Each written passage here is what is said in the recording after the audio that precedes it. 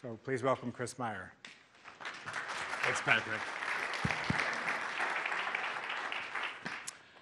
Hello.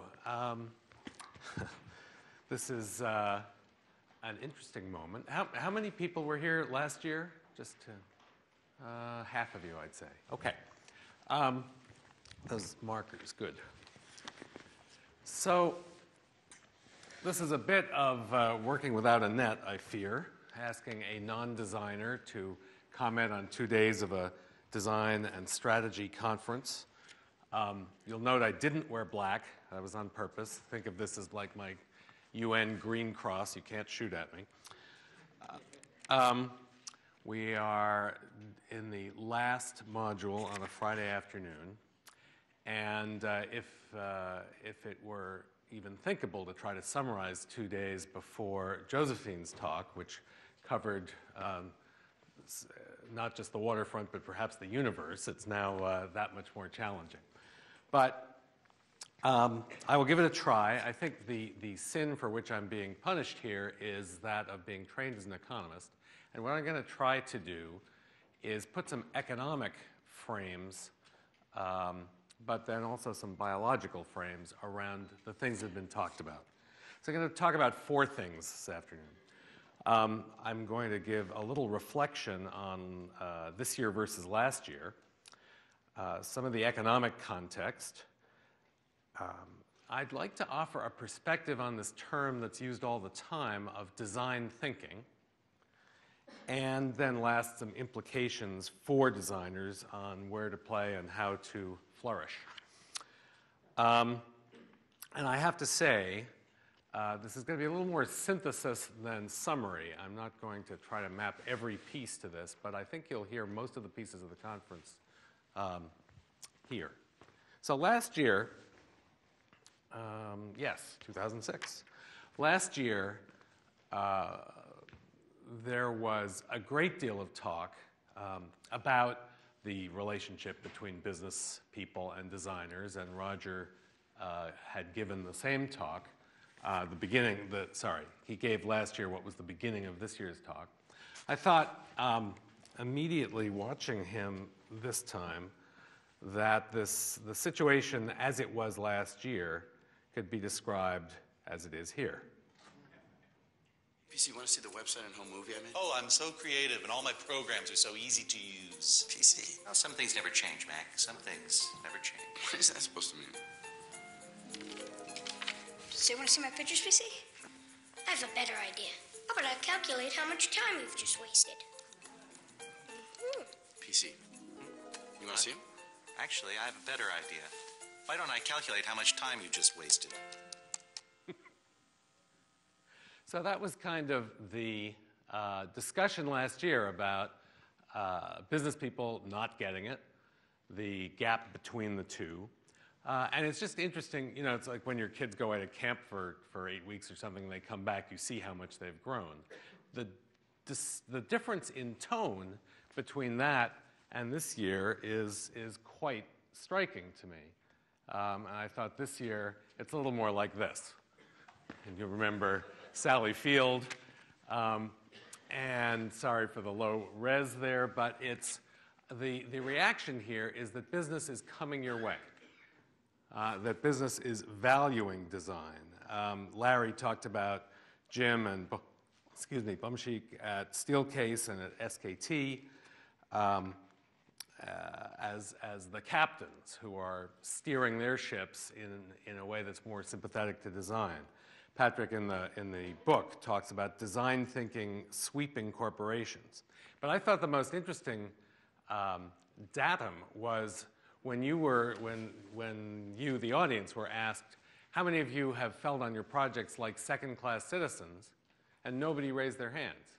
I think last year you would have seen a different response. So the whining is gone. There's a lot more eagerness and excitement to engage. And you know, Roger's second point about meeting halfway seems to be an accepted part of the agenda. So why is this happening?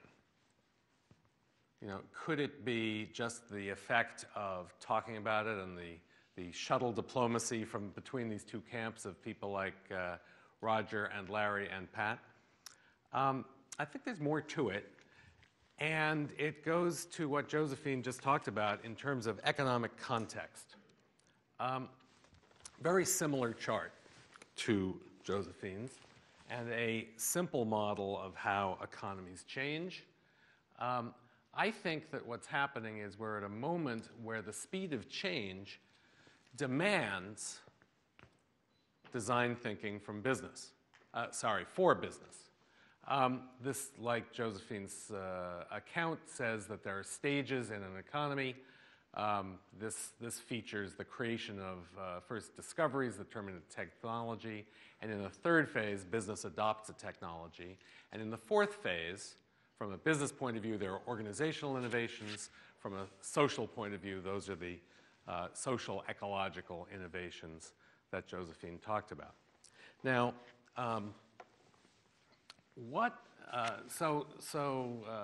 here we are in this moment where the industrial economy has matured.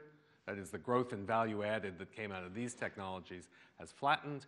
The information economy is really in its full swing, far from mature.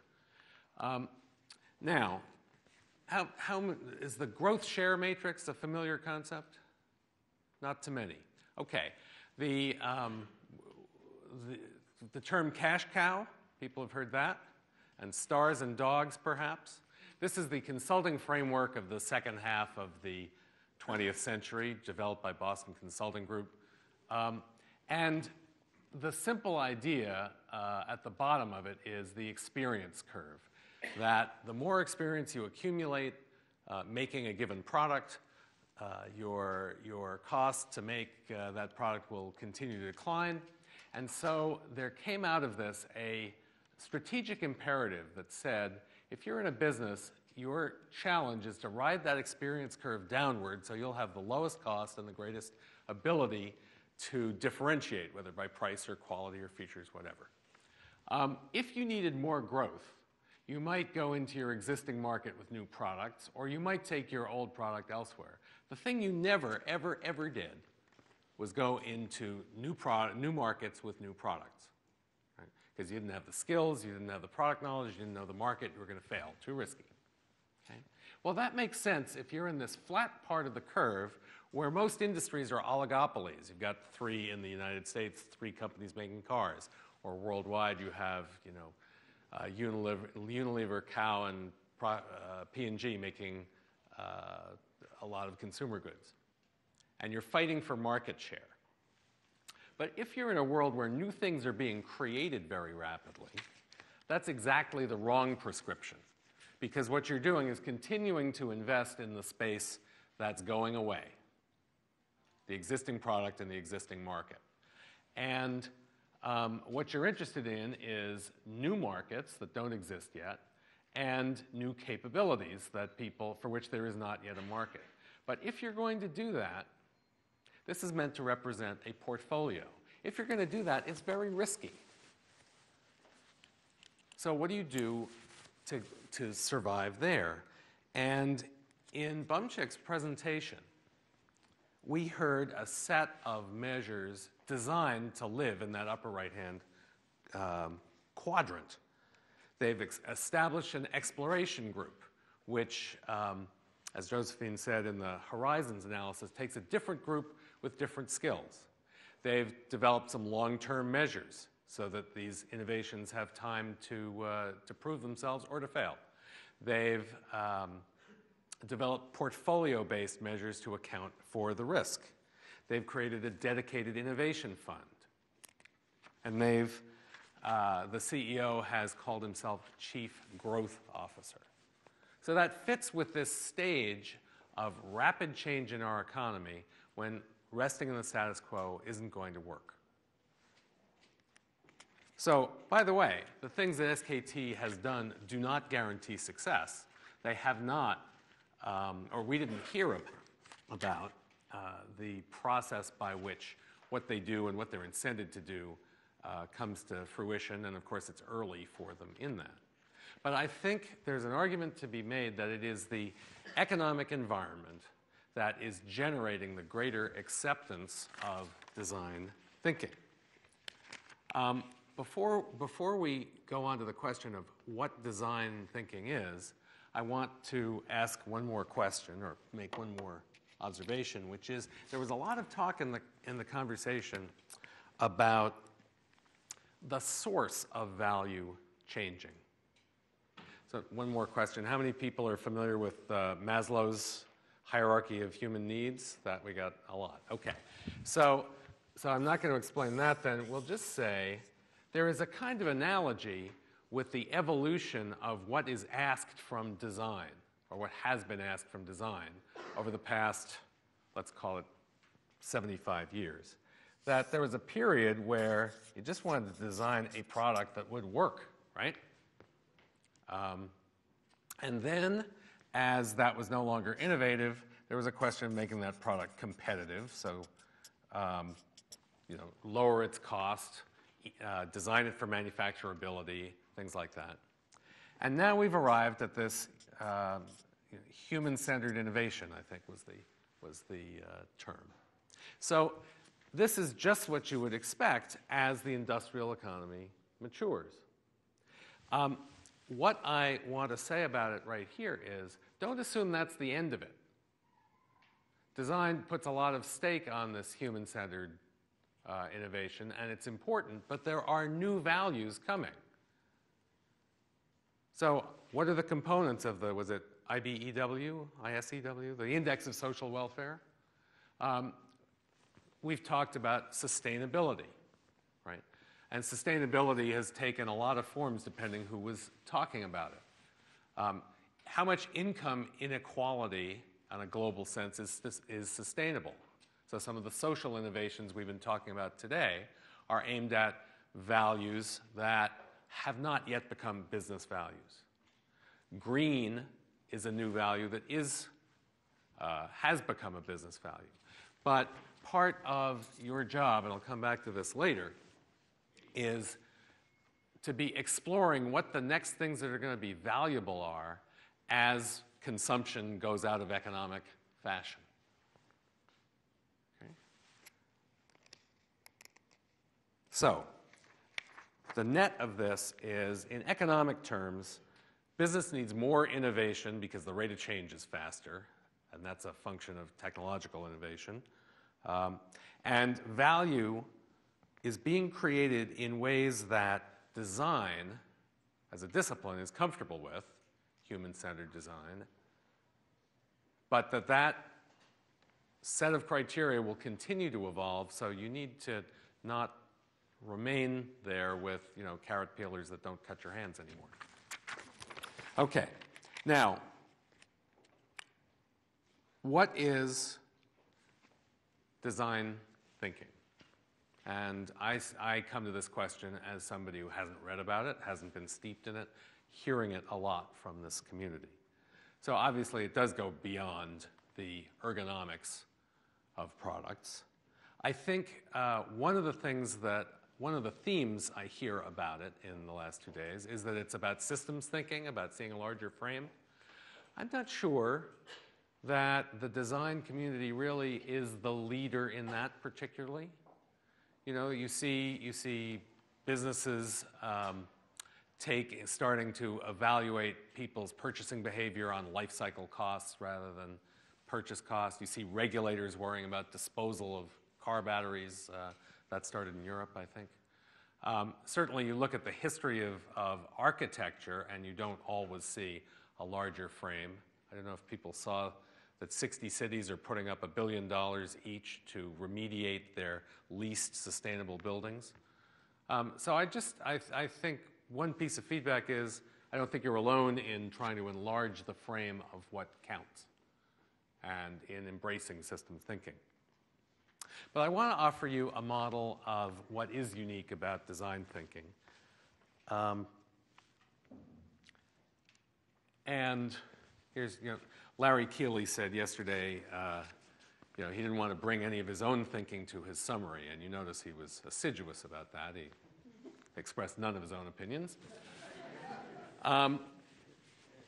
Okay, one more question. How many people have heard of a fitness landscape? a handful. So this is a term from ecological studies and biology.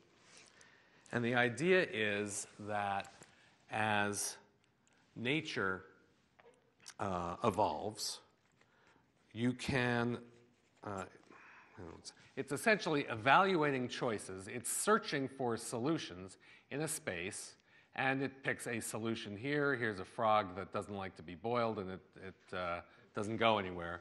This frog really likes boiling, so it's fairly fit, and its population grows. And you can see that this applies pretty easily to products, right?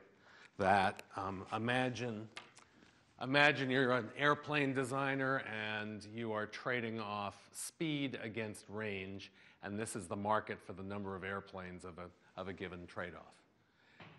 And of course, with any real products, there aren't 2 dimensions, there are dozens and dozens of dimensions, as there are in nature evaluating a species, okay?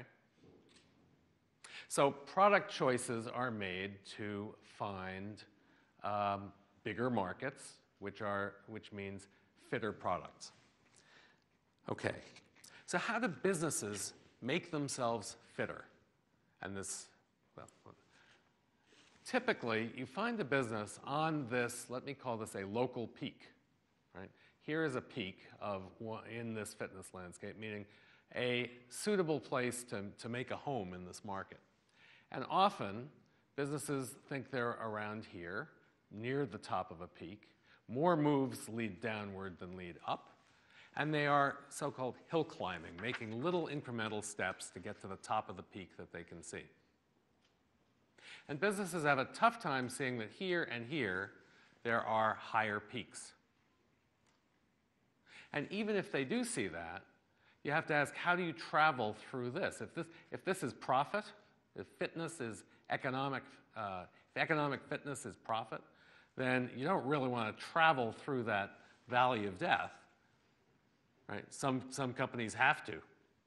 IBM went through it, Chrysler went through it, Chrysler's there again.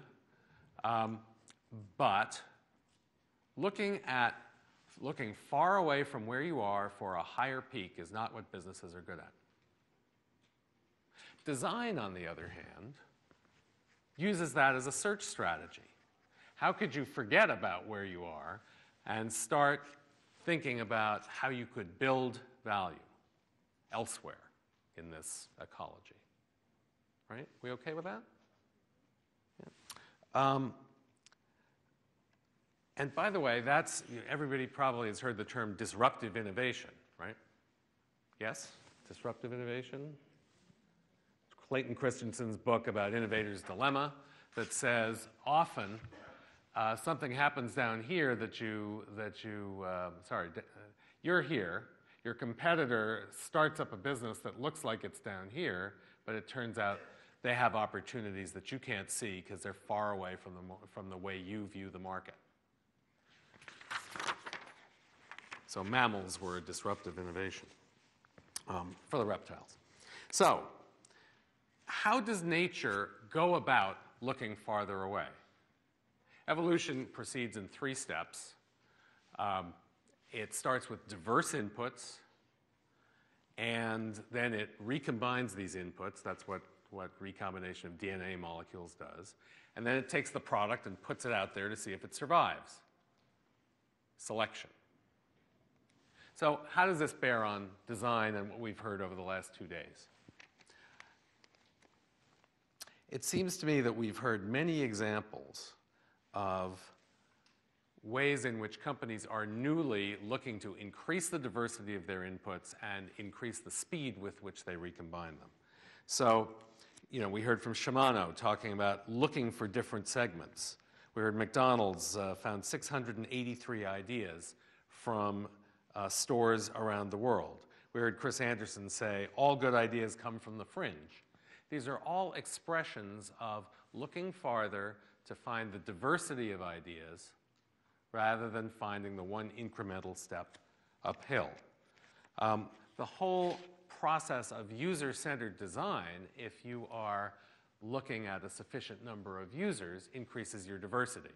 And that's what we were hearing about from Hasso at SAP yesterday. So, okay, now you've collected a broad set of ideas. Now what? So here's where nature did a cool thing and invented sex. What sex is for is recombining the ideas of parents in a biological system. Bacteria have many parents, mammals have only two. Designs can have many parents. And we heard about ideas being recombined. How many times we heard the word mashup?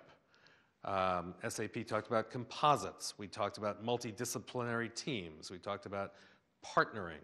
ETS had said we are not changing our IP, we are honoring it, by way of saying they were adding new things to it and evolving new possibilities.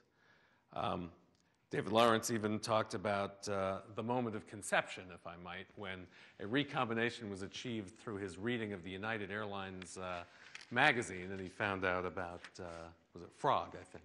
IDEO, sorry. And you could even think of microfinancing and telecom, and you would get Grameen Phone, which is one of the most successful examples of microfinancing applying to telecom infrastructure. Perfect example of a little mashup. So economic progress proceeds through these recombinations. The airplane is a recombinant child of the bicycle, the airfoil, and the internal combustion engine. So invention doesn't happen very often, but design brings diverse ideas together into a selection process, which then leads to the discovery of new fit places to go. So, to me, design thinking, this is my inference,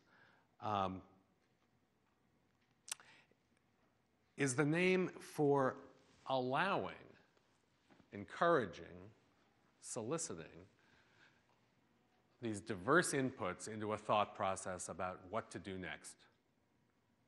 And then applying some highly randomized, in many cases, recombinant process through different points of view, different disciplines, different metrics to see how to find a suitable solution. So then we come to the third component, which is selection. And it's selection, which means what's going to be tried, right? What's going to thrive in the environment. This is the process where crossing between the business and the design populations in a company, or outside a company, gets sticky. We know how this works in nature. You either survive or you don't. Similarly, in the marketplace, a product will survive or a company will survive or attract capital or not. But what about inside organizations?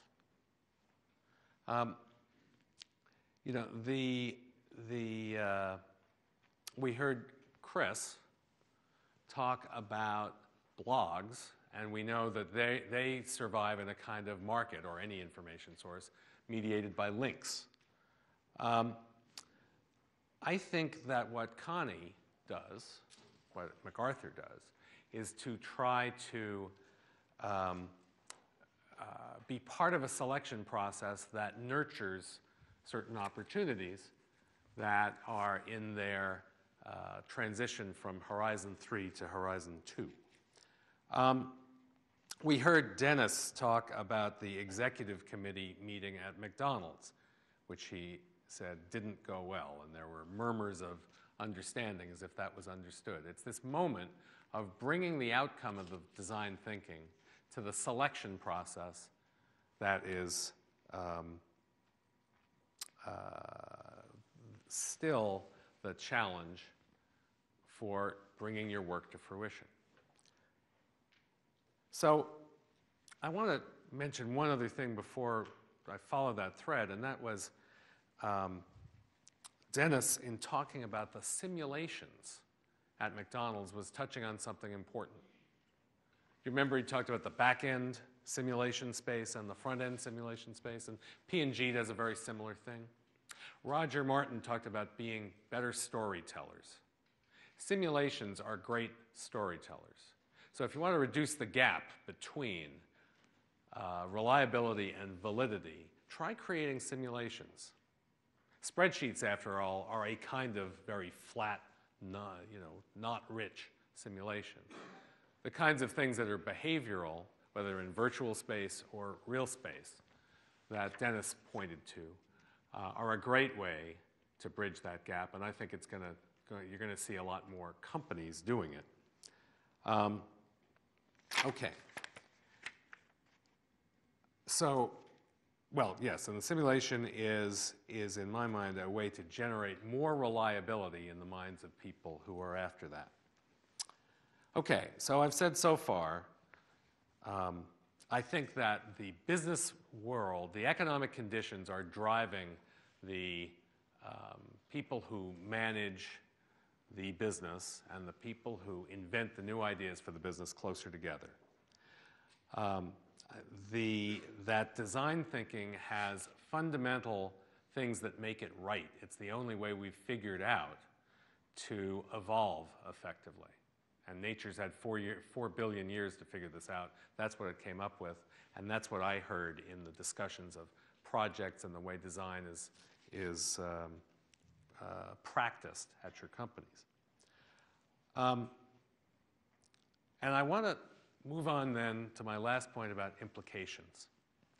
And in a way it is, where to play and how to thrive, because I agree, win is not appropriate. So, Roger spent most of his time on his two-curve model, but he mentioned in passing another one. I don't know if people heard it, because he did it pretty quickly. Is this even visible? He talked about a process by which activities or challenges move from mysteries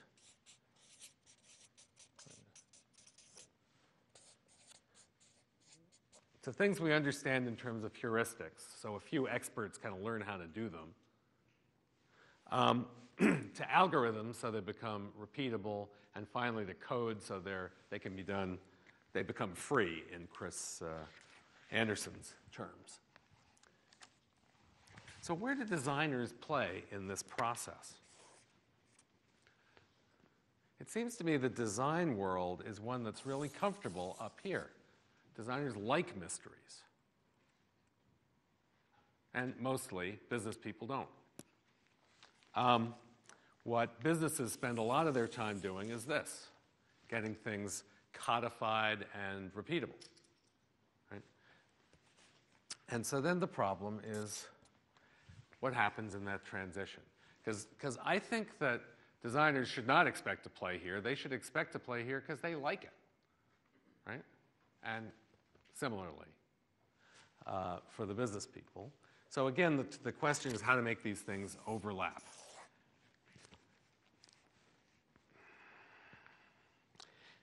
And I see the foundations and what Connie is doing as trying to connect these things by, and in fact, all social entrepreneurs are trying to connect these things when they take a model that seems to be working one place and try to get it to scale.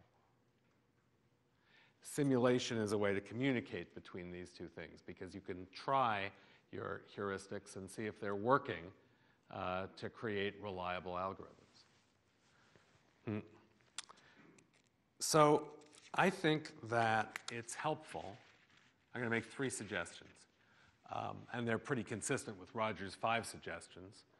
But one is to understand that mystery and search is the activity that design is about, and how that fits with what, what businesses need from it. Second, that there are a lot of heuristics about how to do design, and I'm sure everybody in the room has learned different things about it at ID and elsewhere. Fundamentally, whatever process you're doing in whatever context has to start with diversity and recombine it and apply a selective criterion to it and repeat that to find good places on a fitness landscape in whatever environment you're in. So if you find yourself in a situation where you're not hearing from enough different segments, or you haven't cast a wide enough net, or there haven't been enough opportunities for these perspectives to bounce off one another, then your purposes will be served by trying to amp those things up. And then, third point, continue working to make those stories as robust as you can. That heuristics aren't marketable, algorithms are, and using simulation and other tools, pilots, etc., to develop those stories is a powerful way to cross that gap. And I just close by saying the good news is, for reasons that aren't going to change very soon, business people are coming your way, right? The demand is going to continue to increase for disruptive ideas. Because right behind that information curve, by the way, is coming the molecular technologies of nanotech and biotech and materials science. So there's another wave on the way. It's not going to get any more stable, certainly for 30 years. So business is coming your way. Design is going to be in a period of ascendancy, as it is this year. You can feel it. Don't get complacent, because the criteria are going to change. What you're asked is, what goodness is going to continue to evolve. But if you keep thinking about what design thinking means at the bottom, diversity, recombination, selection, that will help you adapt to it. So, good luck.